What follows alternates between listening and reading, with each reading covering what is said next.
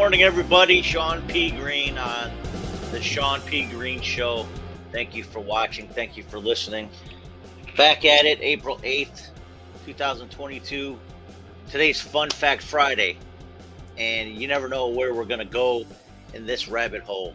Today, I have scheduled Pastor Mark Robshaw to come on, and he has yet to respond to me, so I don't know where he's at right now, so we're gonna find that out in a little bit. I'm gonna make sure that he gets the invite so that he's on board whenever he gets a chance. So in the meantime, we're gonna just kind of recap something I was talking about yesterday pretty extensively.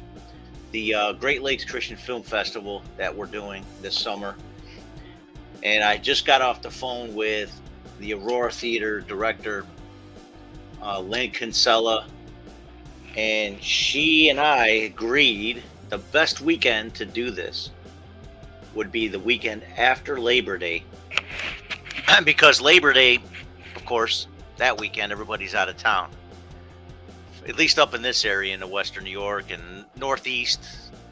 For the most part, school doesn't start until after Labor Day, which would be that Wednesday. But as far as the South goes, they start like 2 weeks earlier. I know my nieces and their kids and all that, they started their school way earlier than us. So we are, excuse me, a frog in the throat morning thing going on. So anyways, we had this conversation and we said the weekend after Labor Day weekend is better. So that's going to be the plan now. And now I'm getting that together with our guests that we're bringing in. I plan to bring in a Christian hip hop artist named Brinson, who I already interviewed a couple of weeks ago. Go back if you can to ShawnPGreene.com. Check out the all the links and the interviews. So Brinson, right? He's got a documentary called God Chasers, which is actually his label name, God Chasers. And Brinson is going to be joining us as a performer, not only representing his film, but he's going to be coming as a performer. So we're going to put him one night, Christian hip hop type of night. Then Cheryl Felicia Rhodes, who I also interviewed a couple weeks ago, look at that. She's coming back, and everybody that attended her festival or her workshop last year at her festival loved it. She was excellent. We're going to have a good time with that. She'll have another film.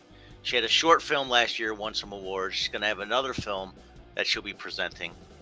And it works out better for her because apparently she's got a family reunion the weekend that we were planning on doing it. So we're looking basically the weekend of September 11th. So the 11th is actually Sunday, which should be just perfect. So I also do have a veterans tribute planned. What I didn't tell nobody about that yet. So that's going to be awesome. Now I'm still waiting for my dude, Pastor Mark Robshaw. He's from my church up in Buffalo, South Buffalo. Specifically South Buffalo. He's Pastor Mark is a Bread of Life Church associate. He also has a ministry now. He started called The Table. He's doing a lot of things, but he was actually in one of my short films as well. But this guy has totally got a story to tell, and I want to see if he's going to be able to come on a call and talk about it. So we're awaiting his arrival. We'll see where he's at. Okay, so going back to that, so I got to revamp everything on the website for GLCFF. I'll give you that website, what it looks like right now. We're going to change the dates. And we're going to make a post, put an announcement. We're trying to plan for somebody who's got money to help me with sponsoring an act that's notable. And we'll see how that works out. It's a lot of planning. Plus, I got an interview this Monday. That's big news for me. I got an interview this Monday with a local radio company. Let's just put it that way. So we'll go from there. Once that interview's done, I'll see where I'm at, where I stand, if I'm a good fit, and we'll see. I mean, I think I could be. I don't know. I don't know what's happening out there. I don't know what people think. I don't know if they look at my credit score and say, hey, this guy seems like he's got his act together. 10 years ago, not so much. Drinking out of my UB mug today, University at Buffalo. So, also, I kind of talked about little announcement. I did graduate, but I haven't gone across the stage and wear my nice little uniform and the hat, the cap and gown type of thing. So I'm going to be going across stage May. Let me look at it. Look at my calendar here. May 22nd at 9 a.m. at UB. I'll be going on stage for my commencement. That's going to be exciting. That's kind of cool. I mean, I did something, I did graduation in high school. That was fun. A little bit nerdier and goofier and immature back in those days, but eventually I graduated. And then 98, I got an associate's degree from Pasco Hernando State College, now formerly known as Pasco Hernando Community College. And I went across stage for that one. That was kind of cool. I had my parents there and everything. Kind of felt like I was a grown man, Hey, I finally did something. Fast forward 22 years later, I get my bachelor's degree, finally. So I'm going to go May 22nd, going across the stage at UB, get my cap and gown, going to get ropes, something, tassel, I don't know what. They give you all kinds of fancy stuff. Some people, they just love that kind of stuff. Like, oh, look at all the different colors and tassels and things I can put on my robe. Look at how important I am. Hey, more power to you. If that's what builds your esteem, man, go for it. I don't know what I'm gonna have. I gotta check what I wear, but I think I got highest honors in media study. I was almost perfect. I had a 3.9 for the whole department's classes that I took. So very close, 3.95 or something like that. Almost a 4.0. But I got a 3.762 overall, because that dang biology, man, it really stuck it to my brain. So much information. I wasn't going for science for that reason, because I knew I wasn't going to keep up with it. But it was very difficult past my 2 science classes that was required, with both with C's. So I passed, and I still maintained highest honors within summa cum laude is what they call it, in as far as my overall grade point average. So I'm pretty excited about that, and that's actually with transfers from the Pasco Hernando Community College. So that was neat. Where is this guy? I gotta text him now. What else? Today's Fun Fact Friday. And let's see who I got coming. Let me see if I can find. You just bear with me if you're watching. I'm gonna try to get Pastor Mark on here. Where is his number? He and I did a podcast, by the way, if anybody's interested in checking it out. But we only did 2 episodes. The unlimited, I don't know what we called it. I'm going to see if I can call him here real quick, just to kind of get his attention. Call him on the voice.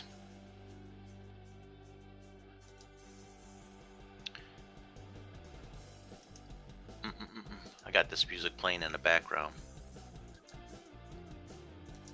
Give me a second. So, Fun Fact Friday. What do you guys want to know? It's really like more of a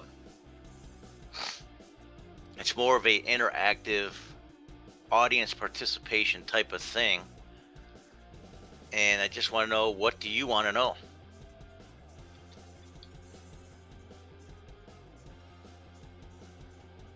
I'm going to call Pastor Mark on this phone. Hopefully he can get his act together.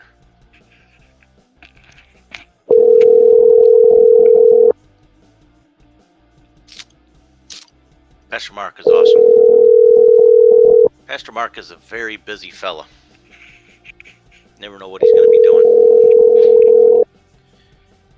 He's going to be hosting a thing here in Buffalo called Crosswalk, which is April 15th. Crosswalk at 11 a.m. in South Buffalo. Hi, I'm not available right now. Thank you for calling. Okay, so he's not available at this point, but that hopefully woke him up to where he's looking at his phone. I don't know what he's doing this morning. So Pastor Mark, he'll be doing something for Good Friday next week, which is the 15th of April. The Bread of Life Church, Pastor Mark, 11 a.m. from our church, and the Bread of Life, they're going to do a crosswalk in the neighborhood, and they've done that a couple years now. And then we're going to do Good Friday service at 7 p.m. So anybody in the Buffalo area, if you're interested, come on out. Bread of Life Church, who is switching around their websites, their technology, some cool things that we got coming up. I am part of the media department, and I am asking them to help step it up when they're ready. We're going to have meetings about that next week as well. So, big thing is coming for that department. Me, on the other hand, I'm dragging my feet on stepping it up in my own little podcast. Presentation wise, I got everything. Got the lights, I got backgrounds, I got stuff I can do. And I got a mess behind me, but I'm still in the process of reorganizing the entire house. I'm not just talking about electronics. I'm talking about clothes. I'm talking about furniture. Unnecessary stuff. I have stuff, man. It's not visitor friendly, and I don't want to be that way. I want this place to look like, wow, you guys got your act together. That's what I want it to look like. So I got to change some things around, and we're going to be redesigning parts of the house for different programs that I'll be doing, different types of shows, some podcasts, some of them interviews, some of them just virtual like this, and some of them will be a live studio audience feel to it. So it takes time to build it and organize it. All right, so let's look up something. You know what I do sometimes is I have my own little research tools.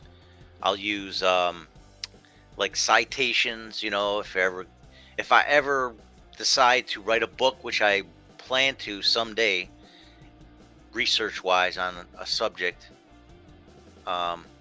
because TCT said I'm an author. So I guess I got to write a book now. Bible Gateway is my go-to spot for Bible stuff. We do that every Wednesday. Hashtag Word Wednesday. Matter of fact, let me put it in the banner here. I'll create a banner for the different days we do.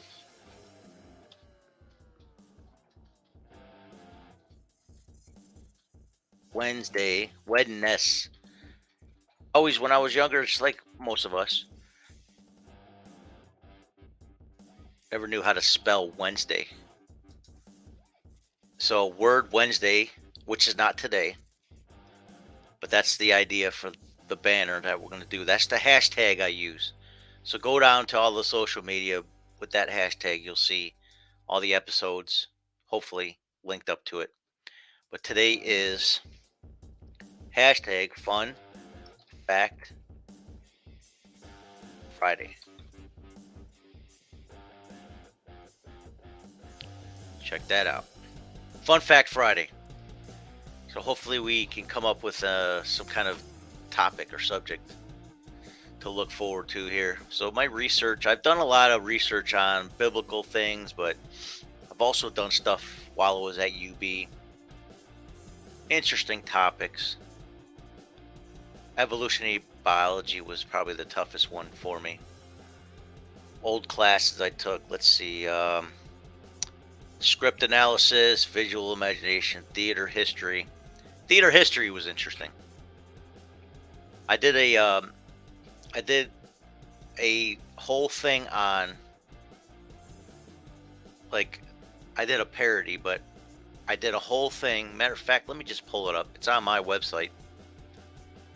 If you go to projects, click that. Then you go to stuff at UB right here. Go to my contacts link or my projects link right here in the tab. Stuff at UB, and you'll see a couple of my projects. You can kind of see some of them are video orientated. I'll give you a link to it right there. I got a Twitter bot or a Twitter account I made specifically for it, so you can see some of those projects. And then I did a parody song to a song that's popular, Camila Cabella. Camilla Cabella. That was her. That was the song I parodied. But this is all the stuff for Theater 301, which is theater history and literature 1. And I did that this past semester. And you do like the concept for that class was to do like a weekly meme or a weekly picture or a creative gesture or something, and then you would also do like a response, that kind of thing. So, but at the end of the year you have a final project, and you could have taken all those little things and kind of put it into that final project. I didn't do that. I did the final project fresh and clean at the very end, with maybe one exception. So the final project for theater history was basically the deities of different cultures, and I would do different paintings or a song. Like I did 2 parodies. I did a poem. So those are like my creative gestures, if you will. So political and religious leaders and their gods. So of course I included Christianity in it, but I started way back in history, ancient Egypt, and Ra is the was the god, and Osiris, which is indicated by this little eye here, the eye of Osiris. So, but Horus is the falcon in their culture. So I did a little painting of a falcon with the symbols that Egypt did with their thing. Ancient Greece, Dionysus, the god of wine. I did a little painting on that. That ended up being probably one of my better pictures. But these are all paintings that I did. Ancient Rome, Jupiter. And I had Jupiter in the background, but the god Jupiter, the Roman god, he's like the equivalent of Zeus in the Greeks. So he's like the ultimate king of the gods, if you will. India, they have this god, Shiva. Nickname, another name for Shiva was Mahadeva, and the parody was to Van Halen or Sammy Hagar's Mas Tequila. All right, I did a poem about China, the Han Dynasty. So it's basically like a peasant's, and like kind of speaking sarcastically about the Han Dynasty. Okay, in China, ancient China. Then Japan. I actually forgot the names, but they had these like ghostly figures that they call, that I kind of put as their spiritual guides or whatever back in the day. Plus their little symbol here is like the entrance way to the temple. It's like a gate. So I did that as a painting. And then England, I went to Christianity because predominantly it was Anglican at the during the early English times. Mind you, this is all before 1700. All right. And then so England, I did kind of like a Catholic based kind of scenery. And this is supposed to be Catholic, a church, with the cathedral kind of from one part in London somewhere. Of course, the cross symbolizes Christ, and then all the priests in black robes with crosses. And then France, I did a poem called Louis Louis, or an homage to King Louis at the time. Another sarcastic response to, it's supposed to all be comical. And then the finale was Spain, when Queen Isabella and King Ferdinand ruled. I did a parody called Isabella instead of Senorita, which is Camilla Cabella and Shawn Mendes's duet together. So Sean P. Greene does a thing. And there's a picture, kind of like a promotional picture I use for, my social media, letting people know, hey, this is what I did. And you can see why my place is a mess, because I was doing projects this whole time. And I still haven't reorganized some of the things. I got paperwork, I got books, I got old projects. I mean, I've kind of reorganized some of it, but this is a studio. It was like a studio for everything: audio, video, painting, whatever I was doing creatively.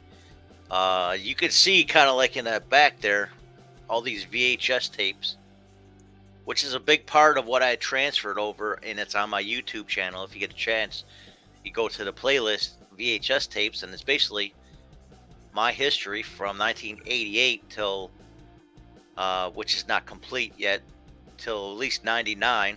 And then there's more that I'll be adding soon, probably maybe this summer, maybe in a couple weeks, of all the way up, I think, until 2005, when I finally switched over to digital. And you'll see some of the digital stuff later. So I just got so much stuff, you know what I mean? It needs to be put in a production of some sort. But there's all my creative stuff. That's what I was working on, and blah, blah, blah. So that was my little promotional picture. When you get a chance, if you want, check that out. Don't have any fun facts about that, but that's a fun fact about my completion of my degree. Basically, these are all my things that I took, all the classes at UB. Indian image on film was probably the most interesting, and it basically is the Native Americans that were depicted in Hollywood for the last 100+ years, and the story behind it. So I really enjoyed that class. Maybe someday we'll talk more about it. Maybe we'll have somebody from maybe the Seneca Nation, or maybe another tribe, another nation of, First Nations. Maybe we'll have somebody there to accompany us to talk about it more. All right. So what are we going to research? What are we going to talk about today? You want to talk about Bureau of Statistics? How about that for a fun fact Friday? February, April 6th, this just came out 2 days ago. February jobless rates down over the year in 288 of 289 metro areas. Payroll jobs up in 163. So they're trying to say that jobs are coming back. Of course, they should be coming back, because the lazy people that were on unemployment and that's including me, up until September, no longer had income. So from September 2021 till now, people were like, oh man, I guess I got to get off my duff and go out there and work. So, and it's not everybody that's lazy. Some people had a legitimate reason. But people did take advantage of it. It was free money. So let's look at, how about this fun fact Friday? Unemployment rate, latest numbers. Bam. Remember, this is, remember I'll tell you before, when you look up information, you go to the primary sources. And for the most part, anything that's a website that ends with .gov. This one is BLS.gov, or it's the U.S. Bureau of Labor Statistics. It's your primary source. You don't go to Google, try to find somebody who writes about it as a primary source of information. You got to go to the primary sources of that information that these bloggers or news agencies talk about. So let's talk about how this is going on right now. You probably can't read it if you're watching on the screen. So let's get it in here. Let's see where Pastor Mark is. Still not up, looks like. So total by 431. I'll repeat it because I think I cut out there. Total non-farm payroll employment rose by 431,000 in March, and the unemployment rate declined to 3.6. Now, mind you, it was lower than that before Trump was voted out of office. The U.S. Bureau of Labor Statistics reported today notable job gains continue in leisure and hospitality. Duh, because you finally opened up the ability for people to travel. Lowered the mandates for masks, vaccinations, and now people are allowed to go out. This is why that rose. It's not because people got more money or whatever. People have been sitting on money, waiting to get out of the house, waiting to travel, waiting to be able to go into these parks and recreations. So the job gains are in leisure and hospitality, professional and business services, of course, tax season, and then retail, trade, and manufacturing. Great. Again, the mask mandates affects that too. That's not what they tell you. This news release presents statistics from 2 monthly surveys. The household survey measures labor force status, including unemployment, by demographic characteristics. The establishment survey measures non-farm employment, hours, and earnings by industry. All right. So it gives you all this data. This is, if you want to know more about it, you go to the Bureau of Labor Statistics. Okay, in March, 10% of employed persons teleworked because of the coronavirus pandemic, down from 13 in the prior month. So in March, basically, people are starting to go back to the offices that they were employed with prior to being remote workers, or teleworkers as they describe it here. These data refer to employed persons who teleworked or worked at home for pay at some point in the 4-week preceding the survey, specifically because of the pandemic. So as you open things up, people start going back to their jobs. But for 2 years you're stuck in your home, man. You're used to being home. So I'm sure that was a struggle to try to get these people to come back there. So in March, 2.5 million persons reported that they had been unable to work because their employer closed or lost business due to the pandemic. That is, they did not work at all or worked fewer hours at some point in a 4 weeks preceding the survey due to the pandemic. This measure is down from 4.2 million in the previous month. Among those who were reported in March that they were unable to work because of pandemic-related closures or lost business, 15.4% received at least some pay from their employer for the hours not worked, down from 20.3% in February. So we're on a trend of, this post-pandemic trend of coming back to normal, like the normal way of doing business, the normal way of working and employing. Now, I tell you what, since December, when I graduated and I went to Florida and come back traveling, it was apparent that people in America were dragging their feet, wanting to go back to work. But it was almost like some of them were forced to because they had no other income. And the ones that were working, in my opinion, especially if they were younger, it was very poor labor quality. Not all around, just overall, just in general, there were some people who basically just it's like they didn't want to work.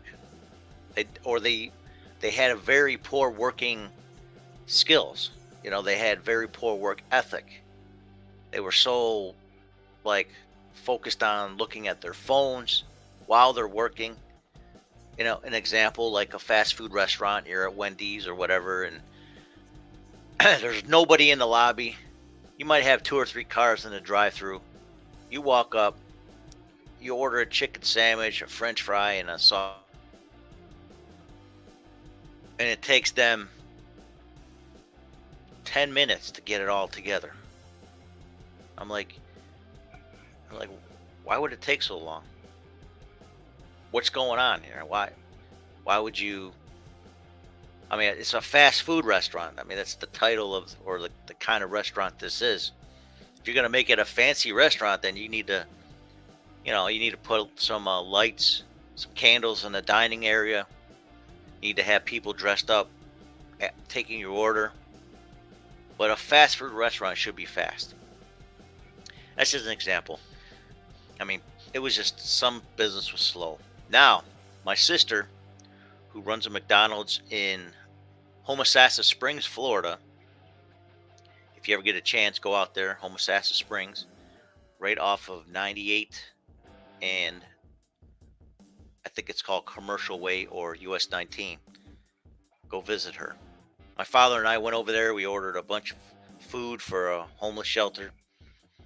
And I'm telling you what, my sister and that crew, they got it together quick. They did. It was a large order, but they got that done quick. My sister's got a strong work ethic, so I'm very excited and proud to know that that she can whip up the team as quick as possible to get something done. But at other places, though, you just see people talking to each other or dragging their feet, or there's just no sense of urgency. When I worked at a Wendy's years ago, we had a strong crew. We were fast. We were quick. We were accurate. We were quality-wise great.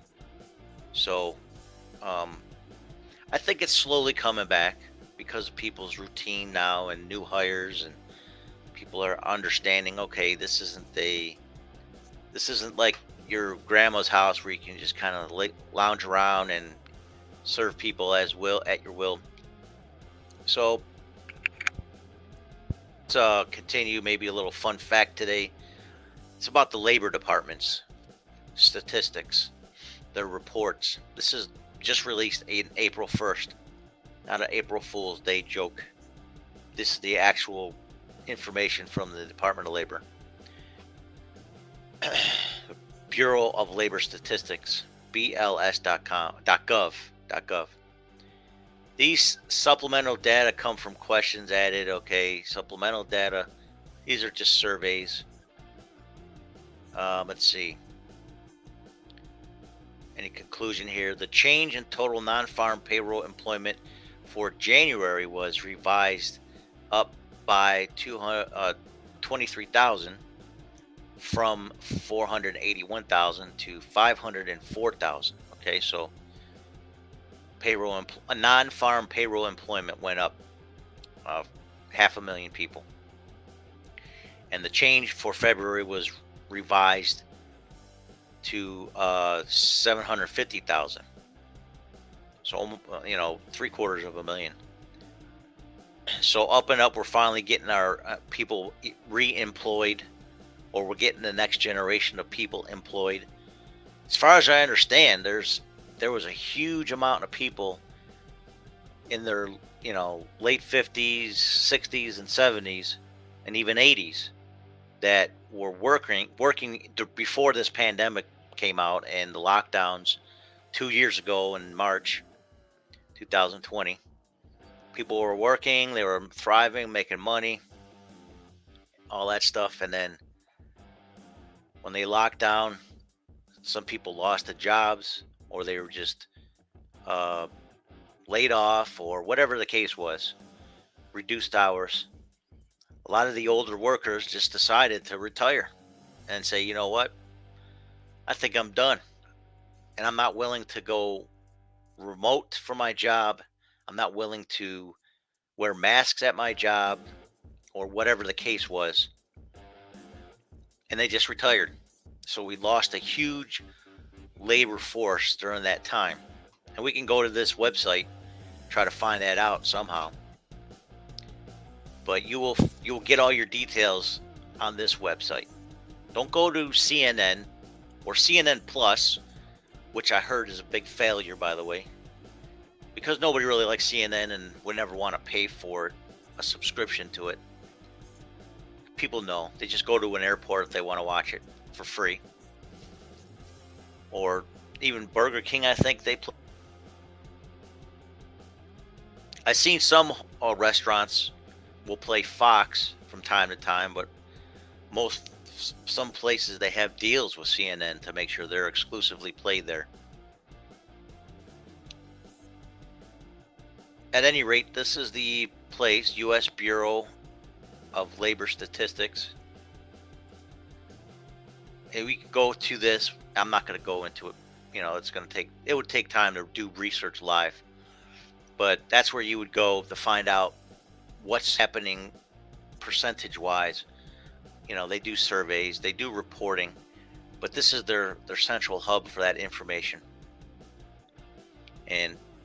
But you go back 2 years ago, you'll see how the trend of people being employed went down dramatically, and then people started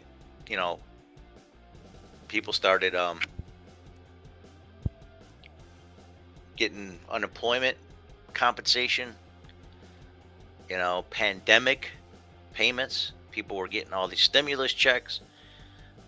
Welfare was just up, sky high. And we had a surplus in the government because during Donald Trump's era, he increased gross domestic product. He increased revenue from tariffs. He decreased money going out, especially the NATO and a couple other different pacts that America was signed to that we were bleeding money out of. And now we're bleeding money out of our country into, fighting a war, which really we're not putting all that money into fighting war. A lot of that money, and if you follow the money trail for real, there's no accountability on this.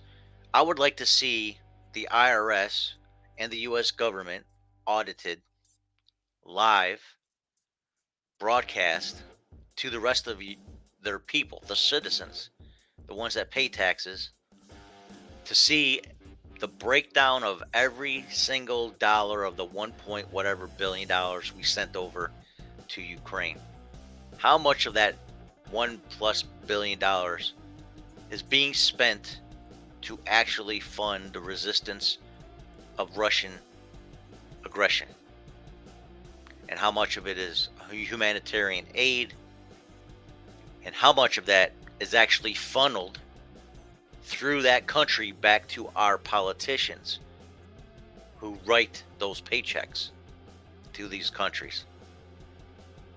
I want to know what kickbacks Pelosi, the Bidens, Kamala Harris, and the rest of the politicians in power, what kickbacks they get out of it. How are they padding their funds? Which Swiss bank account does this Ukraine money go to that's not being spent as a resistance to Russia? It looks like Russia is destroying Ukraine, according to Western reporting. Of course, we don't know Russians' perspective because the Western society, has shunned and banned all reporting from Russian media, which is, to me, that's not free speech if you're an American, and it's not good source of information because you're not getting all sides of the story. Now, I'm not I'm not for Putin and his aggression in Ukraine, but I am for free information about what's going on and their perspective. They should be able to tell their sides of things, and they should be able to explain what their purpose is for doing what they do. But Western world and Western media has completely shut out any information that Russia wants to put out, even if it's propaganda. I still want to know what their propaganda is telling their people. I want to know why they're doing this Ukrainian invasion. What is Putin's perspective about Zelensky, the Ukrainian president? Why is he trying to conquer these people? You know what I mean? Why is he trying to take over this whole country? Well, the short the short answer would be to pretty much expand former Soviet control over former Soviet countries again, because Putin is pretty much not just a Russian but um, a Soviet loyalist. He feels that these countries are still part of his sphere of influence. So that's the short answer. But they're also fighting corruption in Ukraine. As I mentioned before, that white supremacists in the Western world, they actually have been going to Kiev to train military tactics. And some of them come back here and they're involved in destructions of cities. Some of them, pretend to say they're part of Antifa, or some of them are part of white supremacist movements like in the South, different marches, different protests. They're radicalized in Kiev, of all places. Nobody doesn't talk about these things. The government itself had some corruption. Zelensky runs Ukraine like a totalitarian, although he's not quite as oppressive as other communist type countries or fascist countries. But Ukraine is a fascist country, and there's corruption in that country. So you don't know the whole story because they're not letting the other side of the story being told. They're not explaining to us, Western people, American media. They're not explaining to us where Putin's mindset is. All they're saying is they got these sound bites of Nancy Pelosi on the stage saying, "Putin, you got it. Putin, he's bad." She can't even explain herself. Well, it's because she's partially lying and not giving full information of what's going on. Usually, liars will stutter, but it's also because, hey, there's some medication going on in there, and she's a little bit older, and she's higher up in her years, and she's not functioning properly. And so, let me get this straight. Her position is Speaker of the House, and she can't speak. That doesn't make sense. Her title is Speaker of the House. It begins with the word speaker, but she can't speak. Doesn't belong in that position. I'm not talking about age here. I'm talking about functionality. She does not function well. She is on some meds to keep her moving. And Joe Biden, in just 1 year, we all see it, has declined in mental faculties. So, I mean, I'll get there too, but I'm not running a country. I'm not representing a country to the rest of the world of our ability to run or lead or gain confidence of the people. This is number one and number three in our country, the ranking. I don't know if you know, Fun Fact Friday. If you don't know, you'll know now. It goes President, Vice President, Speaker of the House. That's the order, the first three people in order. If the president dies, the vice president takes over. If the vice president dies, then Speaker of the House takes over, running the country. We haven't had that yet. We've had a couple assassinations of a president. A president took over, but then they reappoint another vice president under them. But the Speaker of the House, if anything, God forbid, whatever happened to the first two, Speaker of the House is the third in command that would take over as leader of the country and become president. Speaker of the House has to be able to speak, though. The president has to be able to speak. All right, off my soapbox. There's times that even Donald Trump had an issue with trying to speak. And I know Mike Pence was a much better communicator than some people. Donald Trump would have the script in front of him, though. He would read it, pause, and then throw his commentary in the middle of it. So at least he's got cognitive abilities, to kind of ad lib if he needed to. Joe Biden tries to go off script, and it's a train wreck, listening to him at times. Good morning, Mother. Thank you for watching. Good morning, happy Friday, happy weekend. Be blessed. I am blessed. I'm blessed because you're in my life, because I love Jesus, and Jesus loves me. So, interesting enough, for Fun Fact Friday, we went from Department of Labor statistics. We're on the rise for labor. And I do feel little by little, and it was really bad in January. It doesn't matter where I went, from Buffalo to Florida and everywhere in between. Everywhere we went, quality of labor performance and the quality of service, the quality of product at food places was very poor compared to the 2 years prior. Everybody's had 5-10 years, some places good good quality work prior to the pandemic, and then all of a sudden everybody seemed like everybody forgot how to do things. We start opening up little by little, and then losing the older generational people out of the labor market forces the young generation to try to fill in those gaps, and half of them don't want to do anything. They want to work at home as a influencer and be like the Kardashians, getting 1 billion views and likes and getting funds from companies. Everybody wants to be the Kardashians, influence on the internet, and not work a job that goes out there. Hey, if you could pull in income from an internet source, go for it. But for the most part, an average human being is going to have to go out there to entry level work if you're not educated, or if you're undereducated, and just get some work, get a job and start paying for stuff. But slowly but surely, we're getting back to where we're supposed to be.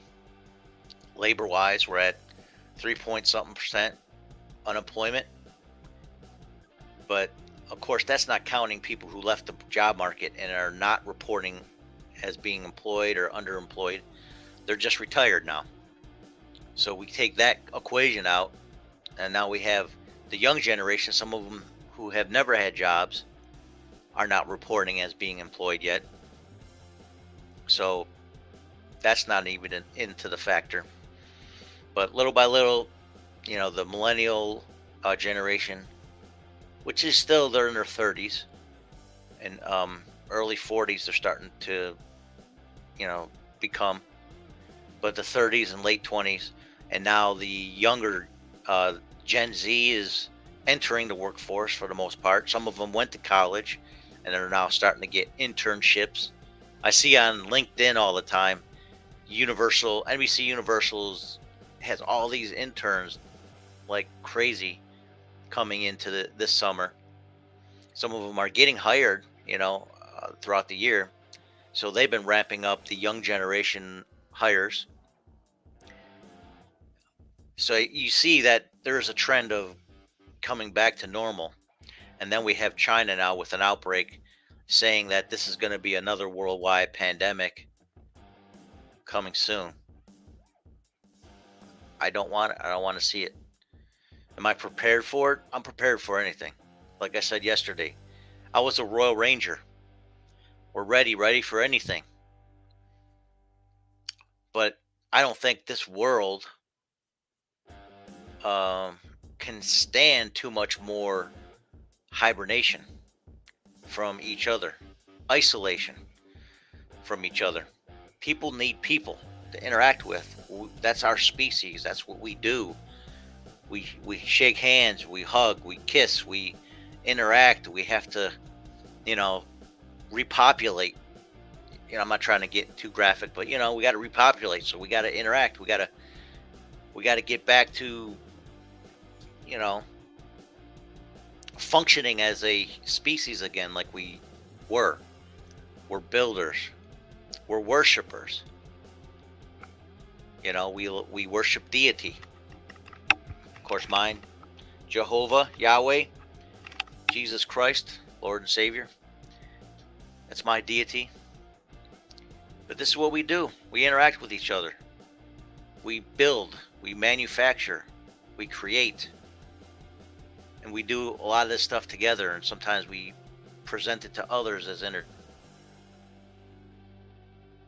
having us locked down doing nothing or functioning in isolation, even on a corporate level, it's not enough.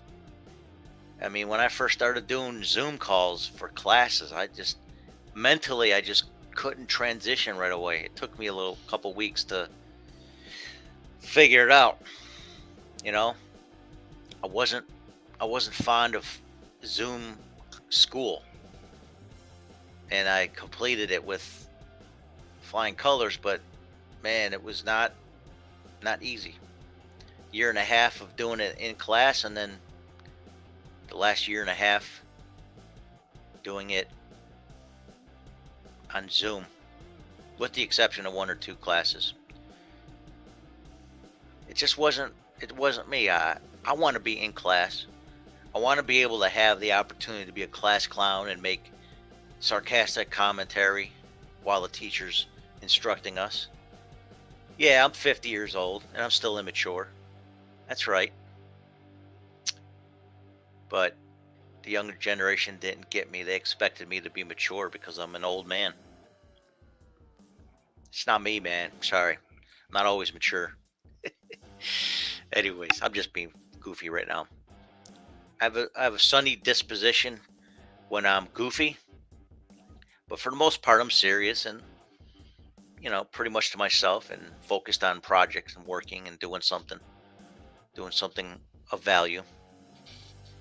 And I think Fun Fact Friday, this is what it's all about. It's about work. It's about labor. It's about us getting back to normal in the work field, in the work world.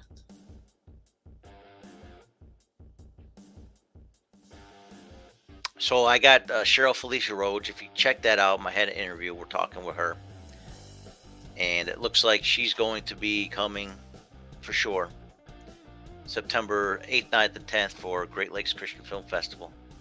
So I'm going to be adjusting all this, putting the announcements out there, making everybody know this is what we're doing. The next couple weeks, we're going to move our film festival up a month. And it gives us more time to plan. So Pastor Mark Robshaw is a no-show. And we're ending this episode.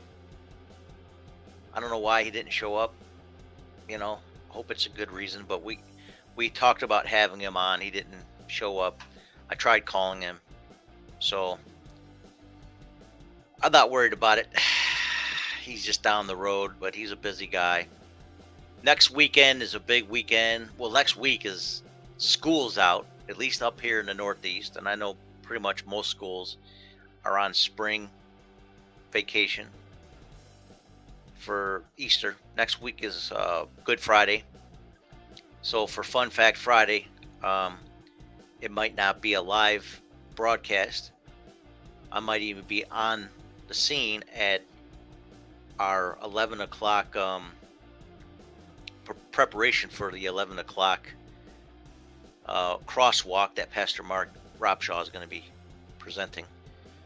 I hope to get him on here Tuesday to talk about it, or at least Thursday next week, because I want him to explain it and what he does. And he's a very interesting guy. He's done a lot of stuff. Very, very busy man in this city. He's got a vision for ministry for God, and I just want to bring him on and give him free range to explain what he's been doing. So, anyways, thank you for listening. Thank you for watching. Questions, comments, ShawnPGreene.com. Click on the Shawn P. Greene Show, and you'll see the phone numbers there, Facebook page there. You can go to Facebook for messaging.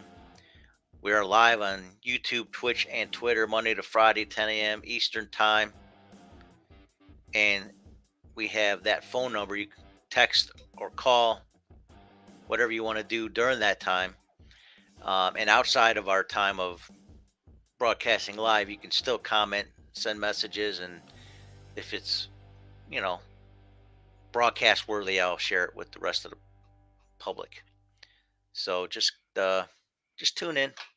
Got lots coming up. Monday, again, I got an interview with radio station. Tuesday, I got a meeting at the church to revamp the media side of things at the church. And it's Good Friday next Friday, and Easter. Plus, it's my daughter's.